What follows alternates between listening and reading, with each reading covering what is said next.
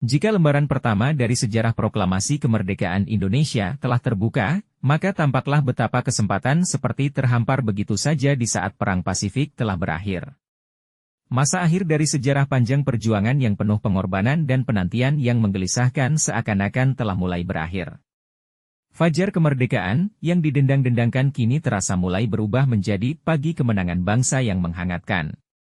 Tetapi seketika realitas telah mengungkapkan bentuk yang sesungguhnya, maka ternyatalah betapa semua harapan barulah. Berarti di saat pengabdian dan pengorbanan yang tanpa henti telah diberikan. Berbagai corak siksaan dan hinaan yang pernah dan bahkan masih juga sedang diderita anak bangsa. Mulai dari kesulitan kehidupan ekonomis yang tak terperikan sampai dengan berbagai ragam kekejaman militerisme yang tak pernah terbayangkan, tidak mungkin terlupakan. Tetapi menjelang pertengahan tahun 1945 terasa, juga betapa masa akhir pendudukan bala tentara Jepang telah mulai membayang. Ketika itulah BUPKI, Badan Penyelidik Usaha-Usaha Persiapan Kemerdekaan Indonesia, mulai bersidang. Meskipun anggota BUPKI ini hanya terdiri dari mereka yang dinilai pemerintah pendudukan militer Jepang sebagai tokoh-tokoh yang terkemuka di Pulau Jawa, sebagaimana sebuah buku biografi terbitan di zaman pendudukan Jepang menyebutkannya, tetapi mereka praktis mewakili keragaman etnis, agama, dan ideologi anak bangsa. Namun, dinamika sejarah ternyata berhendak lain. Sebelum PPKI sempat mengadakan rapat pertamanya, bom atom telah menghancurkan Hiroshima dan Nagasaki. Kaisar Dainippon pun tidak mempunyai pilihan lain. Ia pun mengibarkan bendera putih, Dainippon telah bertekuk lutut. Tetapi apakah dengan begini semua harapan yang telah dipupuk dan rencana yang telah dirumuskan harus pula buyar begitu saja? Apakah janji kemerdekaan tidak lebih daripada sebuah janji dari negara yang telah berada di ambang kekalahan? Apakah janji kemerdekaan harus menuju ke jalan kehampaan belaka? Seketika peristiwa yang teramat dramatis itu diketahui para pemuda yang bergerak di bawah tanah. Jakarta pun seperti dengan begitu saja menjadi medan yang dipadati peristiwa dan bahkan percikan kejadian yang menggetarkan juga. Tanpa diketahui masyarakat ramai, berbagai cara usaha telah mulai diarahkan ke arah terwujudnya kemerdekaan bangsa. Mestikah proklamasi kemerdekaan dikumandangkan sekarang, di saat berita kekalahan Jepang telah merupakan suatu kepastian? Ataukah kesesuaian pandangan dengan militerisme Jepang, yang masih mempunyai senjata lengkap dan bertugas menjaga status quo yang harus lebih dulu didapatkan? Apakah tindakan ke arah kemerdekaan ini harus dilakukan setelah PPKI sempat mengadakan rapat pertamanya ataukah langsung saja tanpa melibatkan badan yang dibentuk oleh regime militer Dainippon itu? Tetapi bukankah anggota PPKI adalah pula mereka yang telah menampilkan diri sebagai tokoh nasional di daerah masing-masing? Begitulah Jakarta telah semakin menjadi medan yang padat peristiwa dengan jumlah aktor yang semakin menaik. Sekian tahun kemudian, di saat Republik Indonesia telah asyik dalam berbagai kesibukan negara yang baru berdaulat, kisah-kisah tentang berbagai kejadian yang simpang siur di masa itu mulai disampaikan secara terbuka. Setelah membaca berbagai kenangan tentang peristiwa 2-3 hari yang teramat padat peristiwa itu, Bung Hatta, seorang aktor yang intens bermain dalam kepadatan peristiwa yang kritis itu, akhirnya berkomentar juga tentang betapa Dichtung und Wahrheit telah tercampur aduk dan betapa legende dan realitas telah kehilangan batas. Tetapi betapapun juga perbenturan kenangan telah terjadi, dan sebuah kepastian historis tidak teringkari, proklamasi kemerdekaan akhirnya dikumandangkan. Begitulah dalam suasana penuh kegalauan politik, peristiwa yang telah dinanti-nanti dengan harap-harap cemas itu akhirnya terjadi juga. Pada jam 10 pagi waktu Jakarta, tanggal 17 Agustus 1945, di hadapan para anggota PPKI dan beberapa ratus pemuda Jakarta yang sempat diberitahu, Bung Karno membacakan teks Proklamasi Kemerdekaan Indonesia, sebuah teks keramat bangsa yang sebelumnya telah ditandatanganinya bersama Bung Hatta. Seketika proklamasi kemerdekaan telah dibacakan, maka seperti dengan tiba-tiba saja para anggota PPKI telah menjadi para pemimpin dari sebuah negara merdeka. Mereka telah menjadi pemimpin dari Republik Indonesia. Sejumlah pendapat dan bahkan perdebatan berkembang terkait peristiwa tanggal 16 Agustus 1945, ketika Soekarno dan Hatta dibawa ke Rengas Dengklok. Setidaknya ada dua pendapat. Satu pendapat mengatakan bahwa Soekarno dan Hatta diselamatkan dengan cara dijauhkan dari Jakarta agar tidak dipengaruhi pimpinan militer dan pemerintahan Jepang. Hal ini diungkap Latif Hendraningrat 17 dan para pemuda yang membawanya ke Rengas Dengklok, seperti Sukani dan Carul Saleh. Pendapat kedua, yang berkembang luas di tengah masyarakat, mengatakan bahwa Soekarno dan Hatta diculik para pemuda. Untuk mengetahui secara pasti apa yang terjadi, kita ikuti rentetan cerita sebelum peristiwa tanggal 16 Agustus 1945 terjadi pada diri Soekarno dan Hatta. Dini hari tanggal 16 Agustus 1945, Sukarni, Singgih, dan Jusuf Kunto mengunjungi rumah Bung Hatta di Jalan Diponegoro. Saat itu ketika Bung Hatta sedang sahur, Sukarni dan kawan-kawannya menunggu di luar. Selang beberapa lama, Hatta keluar menemui para pemuda. Sukarni mengatakan bahwa pada pukul 12 tengah hari akan ada 15.000 rakyat yang akan menyerbu ke kota. Bersama-sama pemuda, mahasiswa dan peta akan melucuti tentara Jepang. Untuk menghindari suasana itu, maka Soekarno dan Hatta akan dibawa keluar Jakarta. Menghadapi kondisi tersebut, Bung Hatta berusaha menjelaskan bahwa yang dilakukan pemuda tersebut hanyalah fantasi belaka, dan para pemuda akan berbenturan dengan kekuatan Jepang yang masih lengkap di Jawa. Namun, Sukarni mengatakan bahwa keputusan para pemuda sudah bulat dan tidak dapat dipersoalkan lagi, dan memaksa Bung Hatta untuk ikut mereka. Setelah meninggalkan beberapa pesan kepada adik dan dua kemenakan yang tinggal bersamanya, dengan terpaksa Bung Hatta ikut kehendak para pemuda tersebut. Rombongan segera menuju rumah Bung Karno. Hal berbeda terjadi di rumah Bung Karno. Pagi dini hari sekitar pukul 3, Bung Karno masih bangun karena tidak bisa tidur.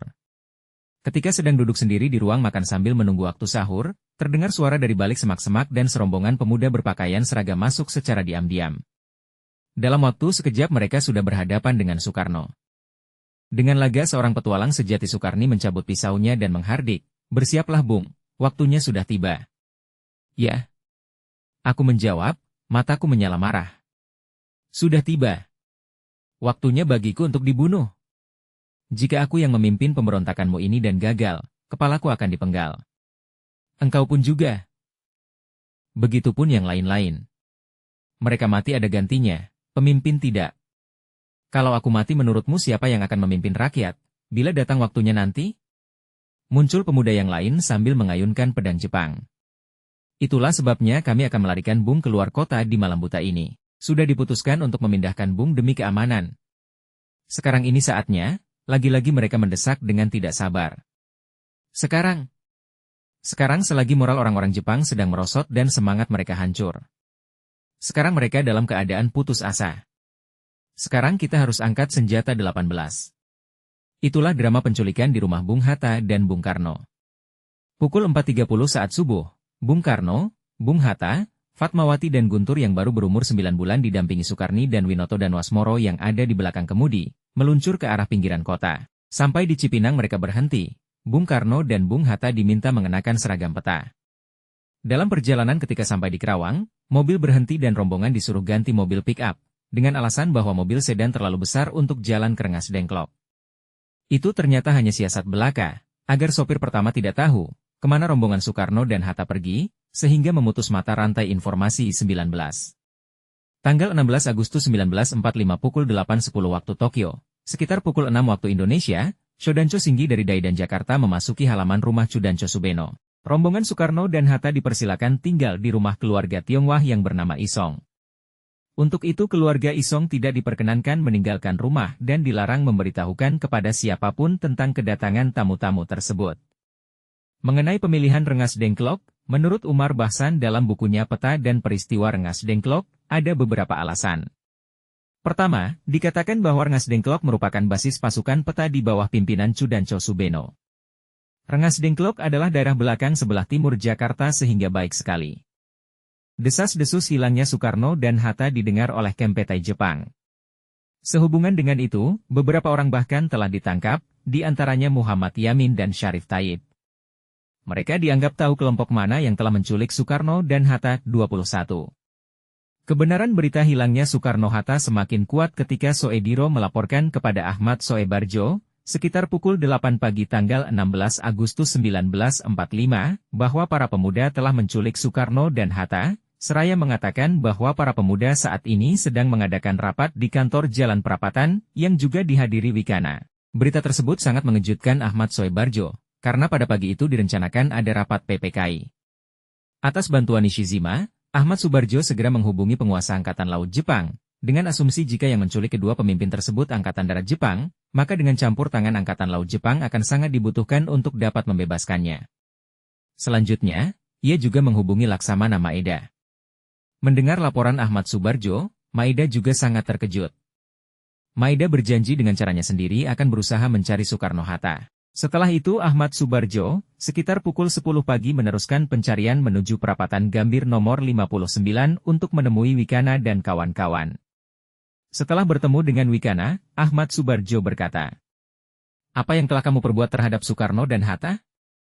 Wikana, "Hal itu merupakan keputusan kami dalam pertemuan semalam, untuk keselamatan mereka kami bawa ke suatu tempat di luar Jakarta." Ahmad Subarjo, "Apakah akibat dari tindakan tersebut telah kamu pikirkan?" Wikana, "Putusan itu bukan keputusan pribadi saya, tetapi merupakan keputusan dari semua golongan pemuda. Tugas saja ialah membujuk Soekarno untuk memproklamasikan kemerdekaan pada malam kemarin dan kembali melaporkannya." Ahmad Subarjo, sambil menatap dalam-dalam. "Begini Wikana, kita sudah lama bekerja sama dan saya kira tidak ada alasan bagimu untuk merahasiakan terhadapku tempat mereka disembunyikan." Wikana terdiam sebentar, ia rupanya dalam keadaan ragu-ragu, dan akhirnya dia berkata, "Apakah boleh saya merundingkannya dulu dengan yang lain-lain? Saya akan kembali segera." Setelah itu, Wikana muncul dengan seorang pemuda bernama Pandu Kartawiguna, seorang pemuda yang bekerja di kantor Domei bersama-sama dengan Adam Malik. Dalam pertemuan tersebut, Pandu menyampaikan bahwa dia belum bisa menyampaikan berita tersebut saat itu, karena peta merahasiakan tempat tersebut. Para pemuda sedang menunggu kabar dari seseorang pemuda lain. Meskipun kecewa, Ahmad Subarjo berusaha bersabar dan memahami situasi. Setelah itu Wikana pergi, tidak diketahui kemana, tapi sekitar pukul 14.30 sudah kembali. Setelah itu datang pula Nishizima, yang mengatakan bahwa ia telah berbincang panjang lebar dengan Wikana di Asrama Indonesia Merdeka di Gunung Sahari. Salah satu yang terpenting dalam perbincangan tersebut adalah bahwa Angkatan Laut Jepang menjamin pelaksanaan Proklamasi 22. Dalam suasana itu, Jusuf Kunto muncul di hadapan Ahmad Subarjo, Pandu dan Wikana. Jusuf menerangkan bahwa Soekarno dan Hatta diculik karena adanya kekhawatiran bahwa mereka akan dibunuh oleh Angkatan Darat Jepang. Jadi, alasan keselamatan mendasari tindakan para pemuda tersebut. Selain itu, ada desas-desus bahwa Peta akan mengadakan demonstrasi besar-besaran. Mendengar pembicaraan Kunto, Ahmad Subarjo mengatakan bahwa jika atas dasar keselamatan, maka Ahmad Subarjo bisa menjamin bahwa jika ada kesulitan dengan Angkatan Darat Jepang, ia bisa minta bantuan Angkatan Laut Jepang.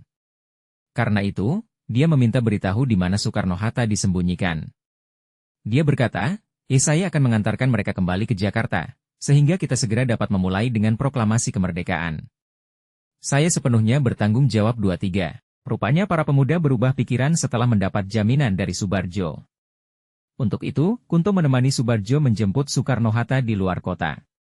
Subarjo mengajak Sudiro bersama-sama pergi. Sementara itu Nishizima yang menunggu di luar pembicaraan tersebut berharap dengan cemas kondisi Soekarno-Hatta dan menawarkan untuk ikut menjemput, tetapi ditolak oleh Subarjo. Pukul 16 sore, dengan mobil Skoda yang bannya sudah mulai licin, Subarjo, Sudiro, Kunto dan sopir berangkat keluar kota.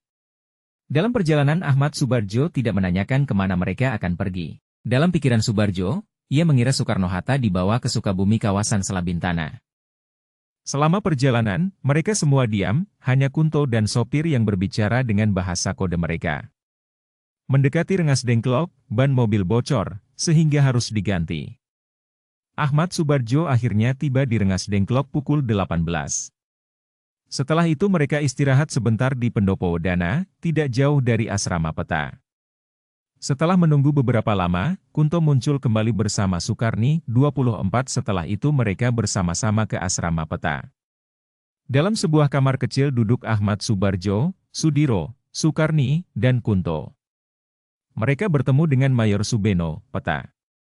Dalam pertemuan tersebut terjadi diskusi yang sangat menarik. Mayor Subeno, apa maksud kedatangan saudara? Ia bertanya dengan nada sungguh-sungguh. Ahmad Subarjo, kami datang untuk menjemput Bung Karno dan Bung Hatta dan membawa mereka kembali ke Jakarta untuk mempercepat proklamasi kemerdekaan. Mayor Subeno, bisakah saudara mengatakan pada kami apakah Jepang sudah menyerang? Ahmad Subarjo, kami justru datang untuk memberitahukan penyerahan Jepang kepada Soekarno dan Hatta. Mayor Subeno, apakah saudara datang atas nama Kaigun? Ahmad Subarjo, tidak sama sekali. Bung Diro dan saya datang kemari dengan persetujuan penuh Wikana dari kelompok Kaigun dan teman-teman lainnya. Mereka setuju untuk membawa kembali Bung Karno dan Bung Hatta ke Jakarta dengan syarat bahwa keselamatan mereka berdua dan para pemuda dapat dijamin. Mereka pun telah menerima jaminan bahwa saya sepenuhnya bertanggung jawab atas berhasil atau gagalnya proklamasi. Mayor Subeno, apakah saudara bisa memproklamasikan kemerdekaan sebelum tengah malam? Ahmad Subarjo, tidak mungkin, jawab saya dengan cepat. Sekarang telah kurang lebih jam 8, kami harus kembali dahulu, kemudian memanggil para anggota panitia persiapan untuk suatu sidang kilat. Hal ini memerlukan banyak waktu. Saya khawatir bahwa kami harus bekerja semalam suntuk sebelum kami siap. Selama perjalanan, mereka semua diam, hanya Kunto dan sopir yang berbicara dengan bahasa kode mereka. Mendekati Rengas Dengklok, ban mobil bocor, sehingga harus diganti. Ahmad Subarjo akhirnya tiba di Rengas Dengklok pukul 18. Setelah itu mereka istirahat sebentar di Pendopo Dana, tidak jauh dari asrama Peta. Setelah menunggu beberapa lama, Kunto muncul kembali bersama Sukarni, 24 setelah itu mereka bersama-sama ke asrama Peta. Dalam sebuah kamar kecil duduk Ahmad Subarjo, Sudiro, Sukarni, dan Kunto. Mereka bertemu dengan Mayor Subeno, Peta. Dalam pertemuan tersebut terjadi diskusi yang sangat menarik. Mayor Subeno, apa maksud kedatangan saudara? Ia bertanya dengan nada sungguh-sungguh. Ahmad Subarjo, kami datang untuk menjemput Bung Karno dan Bung Hatta dan membawa mereka kembali ke Jakarta untuk mempercepat proklamasi kemerdekaan. Mayor Subeno, bisakah saudara mengatakan pada kami apakah Jepang sudah menyerang? Ahmad Subarjo, kami justru datang untuk memberitahukan penyerahan Jepang kepada Soekarno dan Hatta. Mayor Subeno, apakah saudara datang atas nama Kaigun? Ahmad Subarjo, tidak sama sekali. Bung Diro dan saya datang kemari dengan persetujuan penuh Wikana dari kelompok Kaigun dan teman-teman lainnya. Mereka setuju untuk membawa kembali Bung Karno dan Bung Hatta ke Jakarta dengan syarat bahwa keselamatan mereka berdua dan para pemuda dapat dijamin. Mereka pun telah menerima jaminan bahwa saya sepenuhnya bertanggung jawab atas berhasil atau gagalnya proklamasi. Mayor Subeno, apakah saudara bisa memproklamasikan kemerdekaan sebelum tengah malam? Ahmad Subarjo, tidak mungkin, jawab saya dengan cepat. Sekarang telah kurang lebih jam 8, kami harus kembali dahulu, kemudian memanggil para anggota panitia persiapan untuk suatu sidang kilat. Hal ini memerlukan banyak waktu. Saya khawatir bahwa kami harus bekerja semalam suntuk sebelum kami siap. Dan segala perubahan keadaan harus seizin sekutu. Mendengar hal itu Soekarno-Hatta marah. Sekarang seluruh rakyat Indonesia sudah tahu Jepang menyerah kepada sekutu dan mereka tidak lupa bahwa Jepang sudah menjanjikan kemerdekaan Indonesia. Kalau Jepang tidak mampu lagi menepati janjinya, rakyat Indonesia sendiri akan memerdekakan dirinya. Semangat rakyat yang bergelora sekarang akan diperhatikan oleh sekutu kecuali Belanda. Sebab itu Jepang tidak perlu lagi menolong kami. Kami minta jangan kami dihalang-halangi.